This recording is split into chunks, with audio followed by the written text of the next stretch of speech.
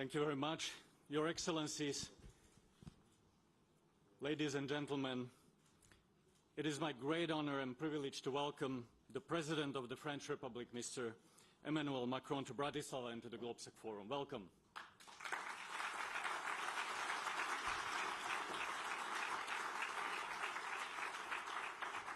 Actually, this is the second time that President Macron visited GLOBSEC. We had the privilege to host Mr. President in 2018 for the Citizens Dialogue, for a discussion on the future of Europe. But on this forum, you're for the first time, so very welcome. But since 2018, a lot has changed. And the brutal war of Russia on our borders have made this region a geopolitical hotspot, and this forum a gathering on the front lines of democracy. And Europe has realized that it is not anymore a continent of peace, and that the trade with Russia brings no peace, just vulnerability. And Europe has woken up that for defense of peace, we have to pay a price. I have very quick 3 points to make and to highlight about French leadership. First of all, I would like to recognize the fact that France is increasingly interested and present politically, economically, and diplomatically in Central Europe. And your presence here today demonstrates the importance you place in re-engaging with Central Europe, addressing the critical issues facing our world here in the region, but also to discuss, listen, and engage with Central Europeans. We appreciate that. Thank you.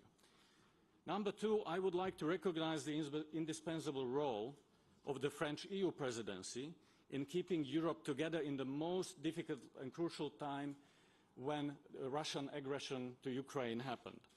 It was the French leadership, together with Central European countries, that has made it possible to grant the candidacy status of EU membership to Ukraine.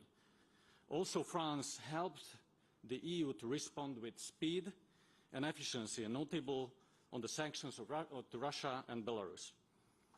And also, Mr. Macron, you introduced the European political community to where you are flying from here tomorrow. The war, as tragic as it is, provides for all of us an opportunity to reinvent the European project, and your personal leadership is essential in this task. So Mr. President Macron will deliver a speech in French, so prepare your headsets, and after that we will have a session with questions in English, so prepare your questions, because we will have around 20 minutes, and we will have an open conversation. So please join me in giving a warm welcome to President Emmanuel Macron. The floor is yours.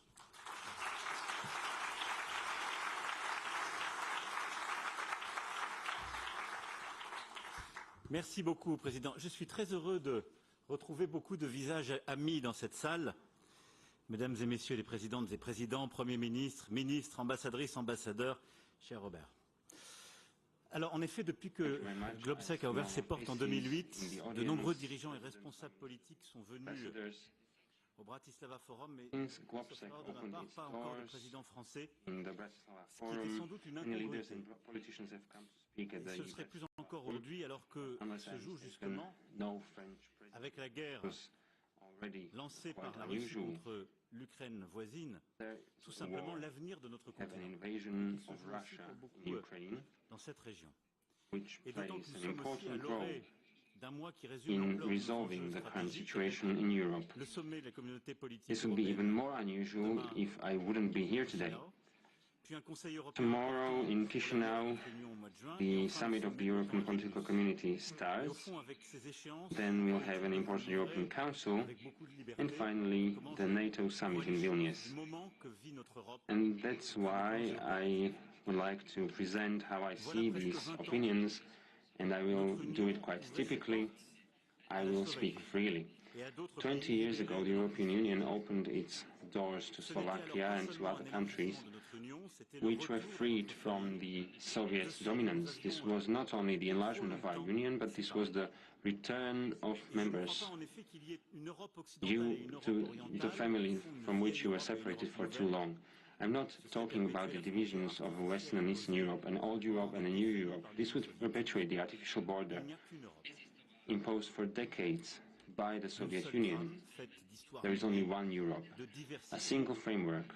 Mais avec cette volonté d'unité, which connects all the threads of history. It represents geopolitical, historical richness as well. And I think this is something that connects us all. We are connected by a single European project. It's not a national project, but we, each of us, separately, inseparably carry a national project and a European project. Let us remember the last words of the director of the Hungarian press agency a few minutes before being crushed by Russian artillery in November 1956. We will die for Hungary and for Europe. The curtain fell on our continent.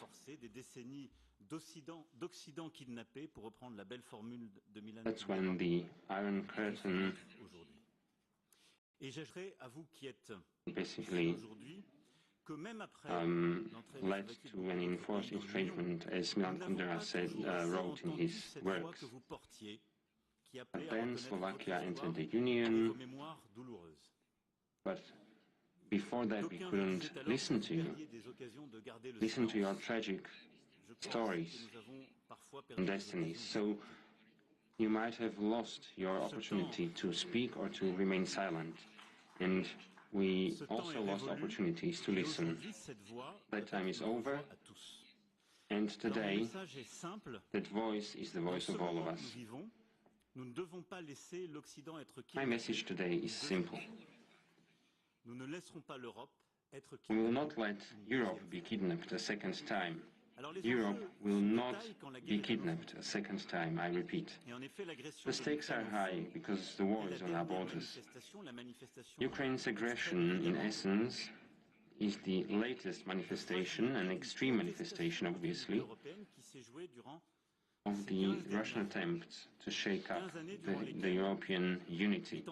This was something that Russia attempted for 15 years. They did everything to shake up the whole edifice of European security and to reshape Europe on its own terms.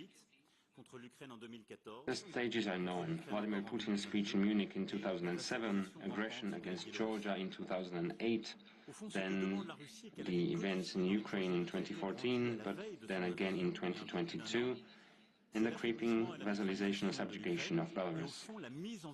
What Russia is asking for on the eve of the war, and which was codified in the draft treaties, it was unacceptable. And these were obligations which couldn't be followed.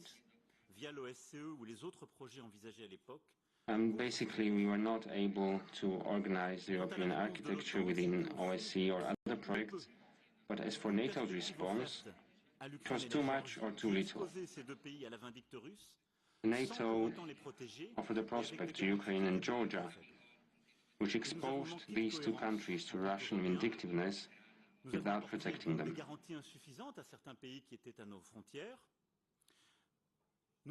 We haven't provided sufficient guarantees to certain states, and at the same time, we haven't started discussions with Russia about the security dialogue. This was all delegated, and we shouldn't have done that in this way. And we basically just increased the dependence on Russia in terms of raw materials. We didn't have a coherent approach. I know what you experienced during your times being dominated by the Soviet Union, but each country should have the right to pick its allies. If a country decides for democracy and transparency and freedom, it is never a threat to its neighbors. And as I was able to forcefully verify with the major partners of the G7 in Japan, because it was one of the most consensual points among these leaders, the foundation of the Charter of the United Nations remains sovereign equality. It has never been limited sovereignty. But what the war in Ukraine shows is not only that these claims to put part of Europe under guardianship are illegal and unacceptable, but it is also that, seen from the cold reasoning of the balance of power, they are now unrealistic. In Kiev, Kharkiv, and Kherson, vast Russian armies retreated. before then being consumed in Bakhmut and elsewhere for negligible gains. The war is far from over, but I believe one thing is clear: Ukraine will not be conquered. What was called a special operation a year ago, it turns out it is a geopolitical failure, which resulted in the accession of Finland and I hope soon of Sweden to NATO, but also in the aggravated mistrust of all the neighbors to Russia.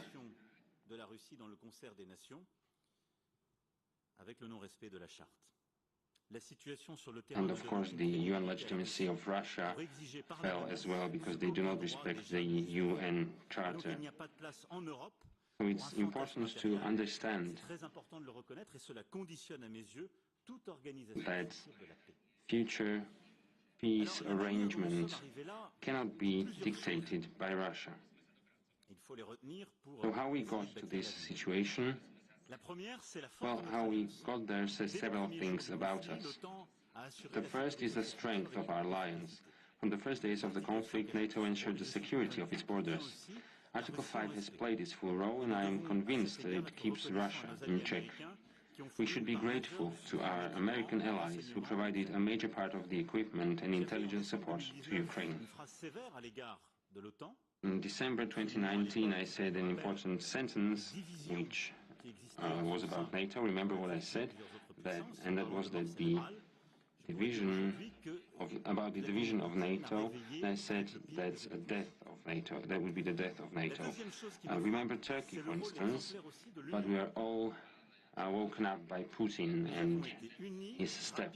But really, the European Union was active in an exemplary way. We got unified quite fast. And I don't think Russia expected the European Union to react in such a way. 67 billion in aid in total, including 14 billion in military aid. It was extremely fast and comprehensive, delivering weapons, sanctions, emergency aid, welcoming millions of refugees, especially in this part of Europe. In a few months, we completely changed our energy systems because they were dependent on Russia.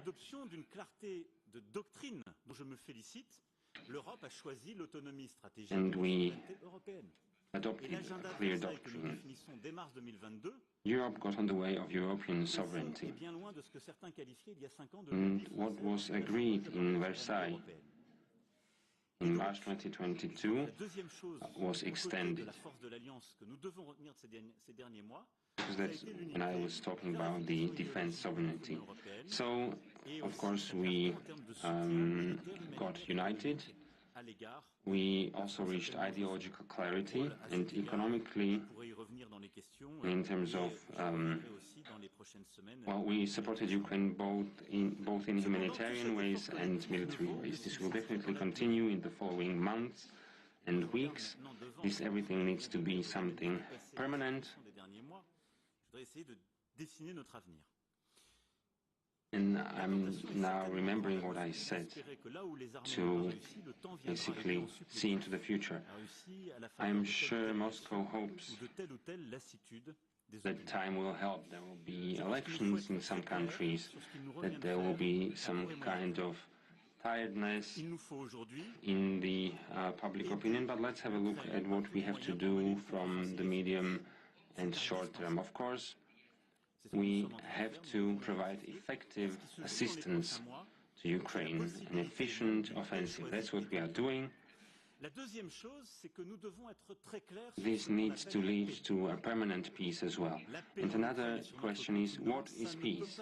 Well, peace in Ukraine and Europe, that wouldn't be that arms stop, that we will have ceasefire, but we cannot sacrifice any territories against international law, because from the long-term view, this would make us all weaker. There is only one peace, and that's a peace with law, and the conditions of this peace have to be picked by those who were attacked, and that's the Ukrainians. But we will also need to have some guarantees together with the peace that will be attained.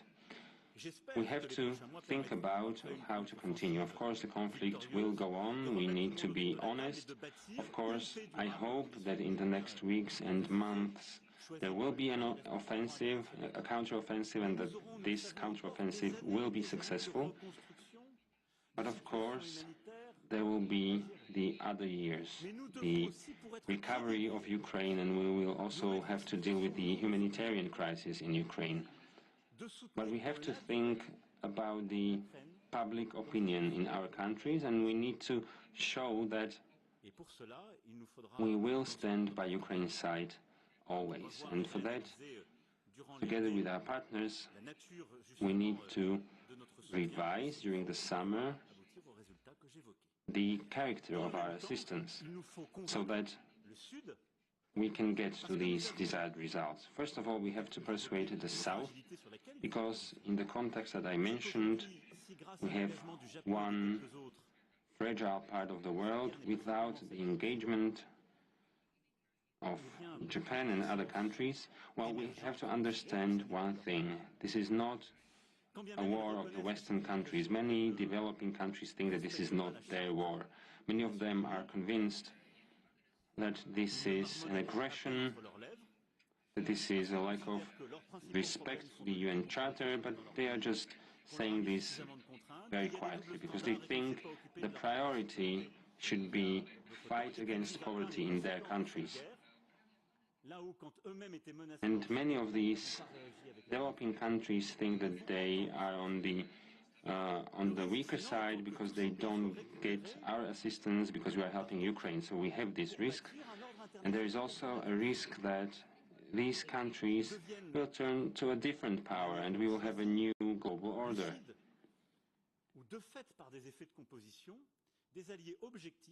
And because of this division, there can be large alliances which will be directed towards Russia. So, of course, on the one hand, we have to support Ukraine and prepare peace, but we shouldn't forget about developing countries in the south part of the world, so they do not change sides. This needs to be part of our agenda.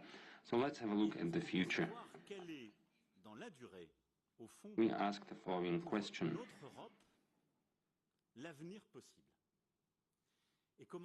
What are the possible future scenarios for Europe? How can Europe bring lasting peace and stability?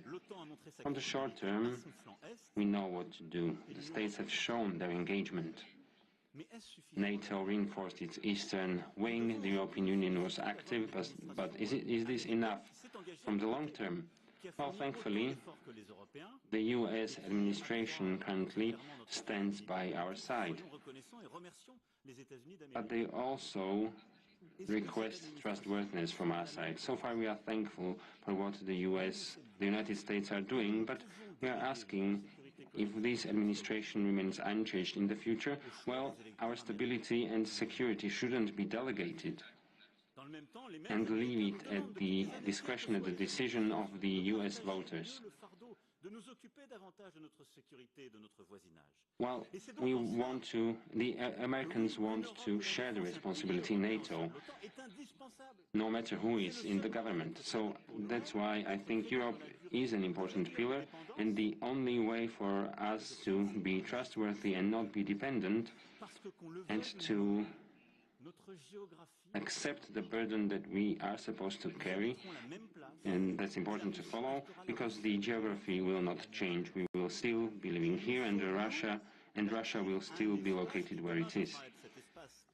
And that's why we need to create space or an environment which will be an environment of lasting peace. If international law is respected in this continent, we still have to live alongside Russia. We shouldn't be naive towards Russia. I never have been naive towards Russia because I know what the geography is. And there will be no ocean between us and Russia.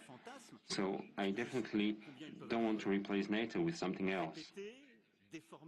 And I would like to dismiss the fantasies of a Franco-German condominium that some even there have thought they detected.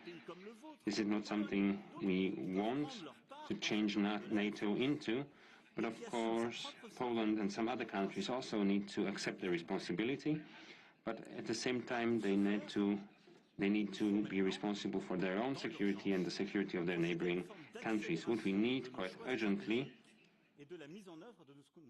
is to speed up strategic decisions and the implementation of what we decided to adopt, and this is what we have to plan. We need the European capacity in terms of energy, technologies, and the military capabilities. Since March 2023, we have been mentioning this, and now we need to do it in a much faster way, quite specifically, and we need to produce and buy in Europe and engage Europe more and more, of course. The national interest will be part of that. We have seen that in France we have some military planning for 2024 to 2030 and in the total of 413 billion euros. We have the horizon of 2% of GDP, but we see this collective effort and this makes it trustworthy. So what is the task of Russia's aggression in Ukraine if we are talking about, for example, Romanian units? This is a European defense decision, and we need to have these capabilities. This is also an industrial effort. When we depleted our arsenal, we have seen that we don't have such a number of arsenal that would be produced, so what we need to do is to buy ammunition in the EU, and we need to get prepared for tomorrow. In Europe, we need to create an advantage. We need to do this together. We need to take the initiative to produce, but we also need to go beyond that. We need to harmonize our standards. Of course, in Europe we have much more standards than in the US, but if we create the technological basis of defense, which will be truly European, for all countries which are interested in that, well, it will provide them with a benefit. This will also decrease our dependence. Je pense évidemment à l'initiative européenne d'intervention que nous avons lancée il y a 5 ans et qui garde toute sa pertinence aujourd'hui. Of course, we also need a European intervention initiative. This is a common project and common efforts, which is very important. We have seen its importance also in the missions in Africa. It is necessary to be active and to be active together in the missions. We need to cooperate and create interoperability. For that to happen, we need to cooperate in new missions and new tasks in other regions of the world as well. When we talk about the strengthening of our military forces and powers, we should be able to defend ourselves and our neighbors.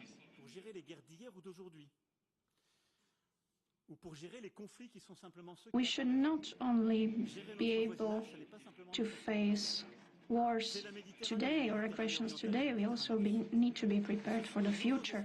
We need to be able to help our neighbors if they need our help.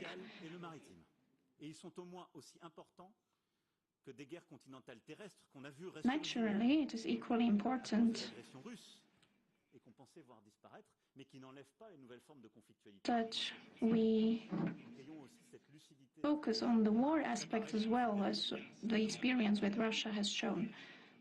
We need to think clearly, we need to have our minds clear and to be ready for the future and potential future conflicts. En devienne l'actrice de plein droit. J'ai été frappé, moi, ces dernières années. And the second challenge, or the second matter that I want to talk about, is that Europe should not be just following some strategic activities of the others. We need to be an active player. J'ai connu cette expérience d'arriver à un sommet de l'OTAN avec une autre administration européenne, une autre administration américaine. For example, at the NATO summit, À peine et en coordonnant de manière when we cooperated with a different American administration, avec le traité FNI, en disant les Russes ne le respectent plus. L'année 2019, nous, Européens, nous avons découvert qu'un traité qui nous couvrait face à des missiles qui touchaient notre sol, le non-respect russe, c'est la décision que nous we discussed the INF treaty, which was de la même manière, lorsque not discussed sufficiently, and the communication with the then American administration in this regard was more complicated. etc. In addition, we know that Russia did not respect NATO treaties, and I want to say very, very clearly that us Europeans need to be active players, active stakeholders, and protect the treaties which protect our security as well. This is the future. We can't leave it up to the others, be it the US or Russia or anybody else. We need to be credible partners, credible players. That's why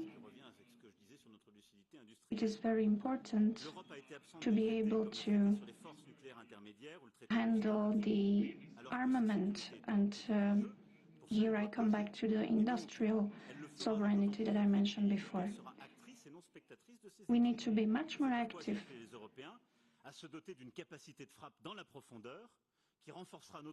We need to have a stronger say, for example, in the industrial production in Europe, because this also strengthens our independence. I would like to discuss this with other European partners who are interested in this topic. Furthermore, I would like to talk about air defense. The war in Ukraine has shown how important this area is. We need to find a balance of offensive action and defensive action.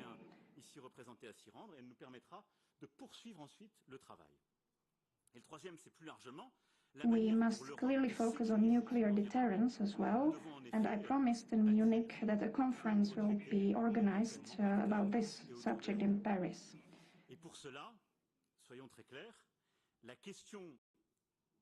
I would like to warmly welcome all interested partners to sit around the round table and discuss this topic with us.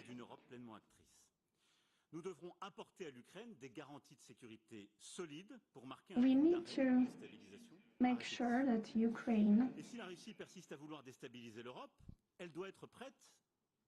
has stable security, that it is protected. I have heard many debates and discussions about this, but we are part of geopolitics. We help massively to Ukraine, but we don't want to involve Ukraine in strategic discussions.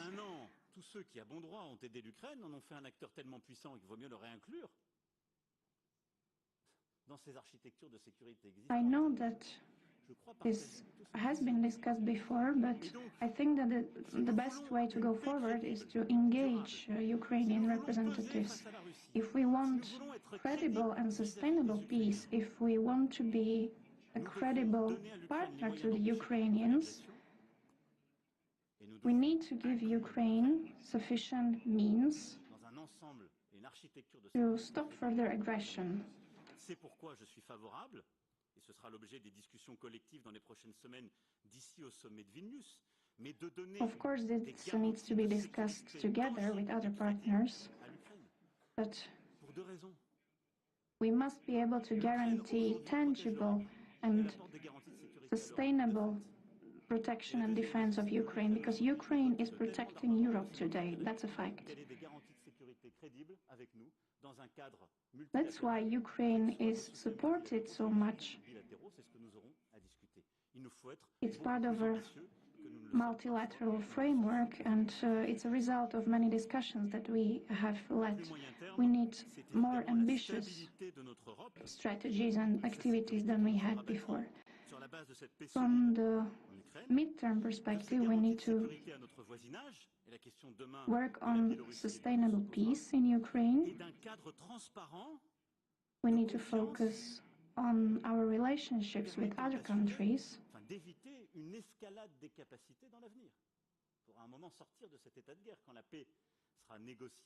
And we need to prevent escalations in the future. This is how we can achieve stability. We must not find ourselves in a situation that, for example, Russia will be so heavily armed that we will need to change the course or change our plan. We need to be active, we need to sit at the table and be able to discuss. And we need to be able to assess if we are still going in the right direction.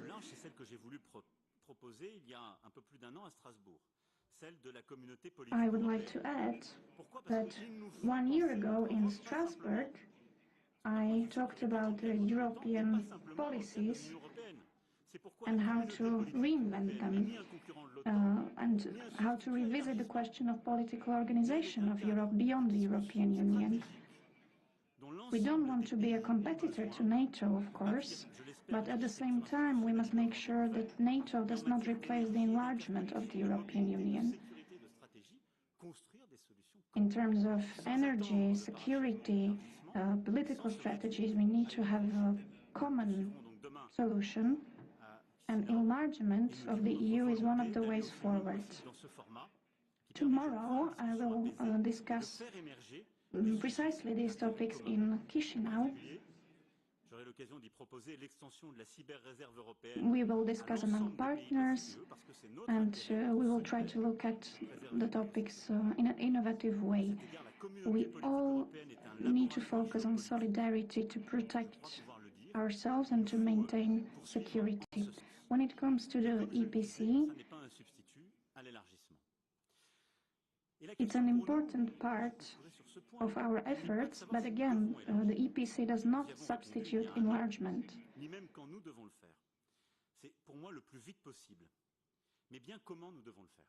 I think that we need to enlarge as quickly as possible. Maybe remember that France in 2018 suggested changes to the accession procedure and the enlargement procedure. However, we see that the current procedures may not work as we have thought. I think we should avoid a few mistakes.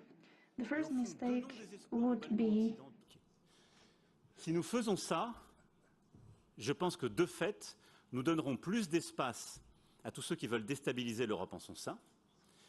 Et je pense que nous nous réveillerons dans quelques années avec une situation qui se sera largement dégradée. Largement dégradée. Il y a une deuxième erreur qui serait de dire élargissons, c'est notre devoir, notre intérêt géopolitique, parce qu'il faut ancrer la Moldavie, l'Ukraine, les Balkans occidentaux dans notre Europe. Allons-y. On verra après pour réformer. Ce serait une catastrophe aussi, parce que ce serait une Europe impuissantée, faite de ses lourdeurs parfois trop bureaucratiques, de sa lenteur et surtout d'une énorme divergence. C'est que vous voyez bien qu'en Europe, il y a au fond deux forces profondes. Les deux se respectent. Celle qui consiste à dire on a besoin de plus d'unité géopolitique, d'ancrer les Balkans occidentaux, la Moldavie, l'Ukraine dans cette Europe. Elle doit être unie, elle doit se penser dans cet espace sur le plan de la sécurité, de la géopolitique, de l'énergie, des migrations. Et de l'autre côté, on a une Europe qui dit mais on a besoin d'intégrer davantage les politiques économiques, d'avoir encore plus d'exigences sur l'état de droit. Et elle crée en quelque sorte une centralité qui est parfois rejetée par certains États. Il nous faut penser ce paradoxe, c'est que notre Union européenne n'a pas été pensée pour s'élargir ad nutum jusqu'à ses frontières. Elle a été pensée pour toujours s'approfondir davantage et aller vers un projet de plus en plus intégré. Il nous faut donc, c'est le moment que nous vivons, et tout arrive un peu ensemble, mais c'est comme ça, un très grand moment de clarification théorique et géopolitique de notre Union européenne. Oui, elle doit s'élargir, oui, elle doit être repensée dans sa gouvernance très profondément et dans ses finalités. Oui, elle doit innover, sans doute, pour inventer plusieurs formats et clarifier les finalités de chacun de ces formats. C'est le seul moyen de répondre à l'attente légitime des Balkans occidentaux, de la Moldavie et de l'Ukraine qui doivent rentrer dans l'Union européenne et de garder une efficacité géopolitique, mais aussi en matière de climat, d'état de droit, d'intégration économique de l'Union européenne telle qu'elle vit aujourd'hui. Et donc il nous faut aussi réarticuler et repenser le couple intergouvernemental et politique communautaire et savoir comprendre également ce qui ressort de plusieurs États membres lorsqu'ils ne comprennent plus l'Europe telle qu'elle chemine. Ce moment est pour maintenant et nous aurons à y travailler avec plusieurs de nos partenaires dans les semaines à venir. J'ai déjà été trop long, pardon Président et Mesdames et Messieurs, mais voilà quelques-uns des points que je voulais évoquer. Et donc au fond, vous l'avez compris, se joue notre capacité à bâtir une paix juste et durable en Ukraine, sans aucune faiblesse. Mais se joue également l'avenir de notre continent, je le crois très profondément, dans les mois et les 2-3 ans qui viennent. Pas beaucoup plus. Je crois que le réveil conceptuel et stratégique, l'Europe l'a vécu, mais il faut qu'elle aille au bout des conséquences à en tirer, pour elle-même et son voisinage. Dans ce cadre, je crois que vous l'avez compris, ma présence veut dire cela. Vous pouvez compter sur la France. Elle a parfois été perçue comme arrogante, ou lointaine, ou ne s'intéressant pas à cette partie de l'Europe. Pour ma part, durant mon premier mandat, j'ai visité chaque pays membre de l'Union européenne. Chacun. Parce que je considère que l'Union européenne, ça n'est pas simplement Bruxelles. C'est l'ensemble des capitales. Et c'est ce dialogue toujours pluriel et c'est l'absence d'hégémonie. Mais vous pourrez dans la durée compter sur la France, mais je sais aussi que la France pourra compter sur vous tous pour que nous bâtissions ensemble une Europe plus forte, plus souveraine, plus capable d'assurer sa sécurité. Et on ne le fera pas à 1, à 2 ou à 3. On le fera à 27 et même davantage, en incluant dans ce débat stratégique tous ceux qui seront demain avec nous à Chisinau. Dans cette capacité à avoir un dialogue franc, ouvert, large, puissant, ambitieux, en acceptant nos différences, en les respectant et en clarifiant nos finalités. Au fond, assumons ensemble ce que notre Europe doit être, une grande puissance démocratique, diverse mais unie. Merci beaucoup.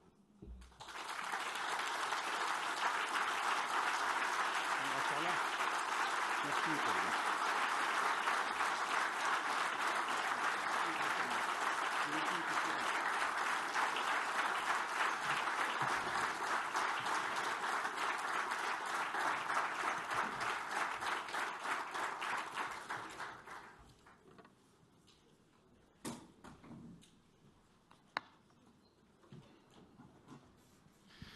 Thank you very much, Mr. President. You are known as a person who, one of a few leaders who can think strategically beyond emergencies, and I think you have proved it today, because you have laid out a very important vision in building Europe, enlarging it, and you have mentioned several very important things. First of all, you said that the special military operation, as Russians